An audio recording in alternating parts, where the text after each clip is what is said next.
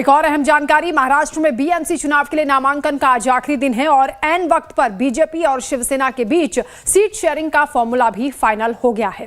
BJP 137 जबकि शिवसेना 90 सीटों पर उम्मीदवार उतारेगी।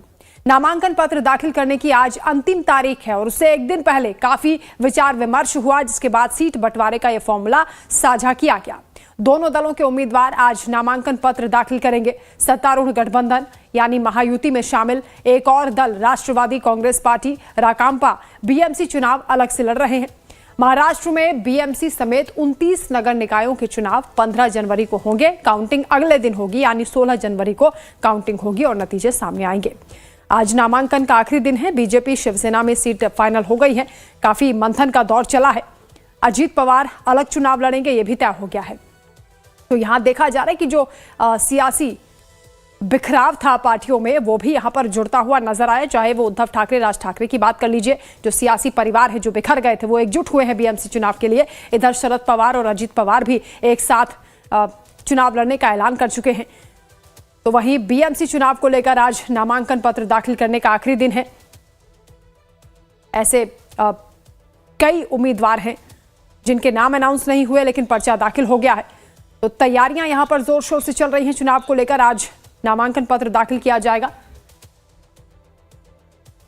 मनीष संवाददाता मुंबई से इस वक्त हमारे साथ लाइव जुड़ रहे हैं। मनीष, क्या हलचल है? नामांकन पत्र दाखिल करने का आज आखिरी दिन है और अभी बहुत से ऐसे उम्मीदवार हैं जिनके नाम का ऐलान नहीं हुआ है। पार्टियों के अंदर भी अभी मंथन का जो आखिरी दौर है वो चल रहा है। हालांकि बीजेपी शिवसेना के बीच जो सीट शेयरिंग का फॉर्मूला है वो तय हो गया है, लेकिन अभी अजीत पवार और शरद पवार की ओर से जो प्रत्याशियों का ऐलान होना था वो नहीं हुआ और इसके साथ ही उधर उद्धव और राज ठाकरे ने भी खुलकर अपने प्रत्याशी नहीं बताए हैं।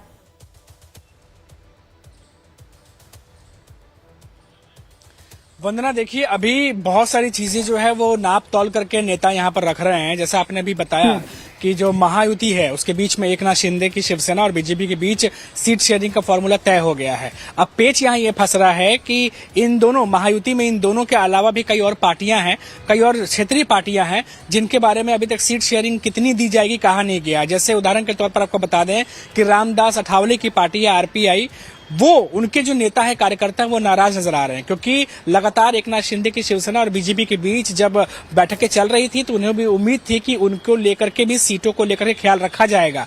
हालांकि एकनाथ शिंदे की शिवसेना और बीजेपी की तरफ से ये कहा गया है कि जो उनके कोटे में सीटें आई हैं, जैसे 137 सीटों पर अगर बीजेपी लड़ रही है तो अपने कोटे से कुछ सीटें वो सहयोगियों को देगी। वैसा ही एकनाथ शिंदे भी करने वाले हैं, लेकिन कितने सीटें देंगे ये किसी को क्लियर नहीं है और इसीलिए रामदास अठावले और उनकी जो पार्टी के नेता है वो नाराज नजर आ रहे हैं। तो अब ये भी एक नया पेज फंस रहा है। हालांकि महायुति के नेता ये कह रहे हैं कि आपको भी सहभागिता मिलेगी, आपको भी हम जो है इस चुनाव में रखेंगे, लेकिन कैसे रखेंगे उस पर पिक्चर क्लियर नहीं है क्योंकि आज नामांकन का आखिरी दिन है और आज ही सब कुछ होना है। और कल भी हमने देखा कि बहुत सारे जो कार्यकर्ता है उनको एबी फॉर्म दे दिया गया था, चाहे वो बीजेपी की तरफ से दिया गया हो, एकनाथ शिंदे की शिवसेना की तरफ से दिया गया हो, वो उद्धव ठाकरे की तरफ से दिया गया हो। और वंदना, ये इसलिए भी किया जा रहा है क्योंकि अगर प्रत्याशियों के नाम खुले तौर पर अनाउंस करें तो आखिरी मोमेंट पर असंतोष की भावना भड़क सकती है, बहुत सारे नेता नाराज हो सकते हैं। इसलिए सबको एबी फॉर्म बांट दिया गया कि लीजिए आप लोग अपना एबी फॉर्म और आप लोग भरिए। तो ये भी एक तरीके से किया जा रहा है। वंदना,